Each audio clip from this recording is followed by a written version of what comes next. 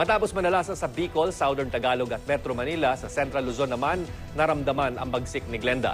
Isa sa mga direktang tinamaan ng probinsya ng Bataan. Naroon ang ating kasamang si Rida Reyes. Rida, kamusta na ang sitwasyon dyan? Yes, Gino, sa mga oras na ito ay medyo kalmado na ang sitwasyon na panahon dito sa Bataan, matapos tuluyang lumayo sa lalawigan ang mata ni Bagyong Glenda. Sa ngayon, Gino, makulimlim na pero may manaka-naka pa rin pag-ambon, ibang-iba yan mula sa sitwasyon kanina kung saan talagang ipinamalas ni Glenda ang hagupit niya dito sa Bataan bandang alas 9 na umaga. Di inaasahan yan sino ng mga tiga-Bataan dahil bilang isang probinsya na napapaligiran naman kasi ng tubig, sanay daw sila na binabaha naman every time na merong habagat. Pero itong si Glenda raw ay mukhang mas malakas pa kay Bagyong Milenyo na naranasan nila 8 years ago.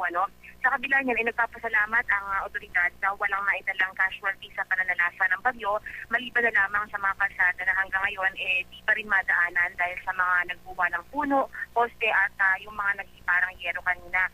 Sa pinakahuling tala ng Bataan PIO, nasa 6,655 individuals ang pasamantala pa rin tumisilong sa mga evacuation center dahil sa bigla ang pagtaas ng tubig doon sa mga coastal barangay. At simula kaninang umaga rin, ay pinutol na muna ang linya ng kuryente sa buong lalawigan bilang bahagi ng kanilang precautionary measure na pa rin ng pananalasa ng Bagyong Glenda. Maraming salamat, Rida Reyes.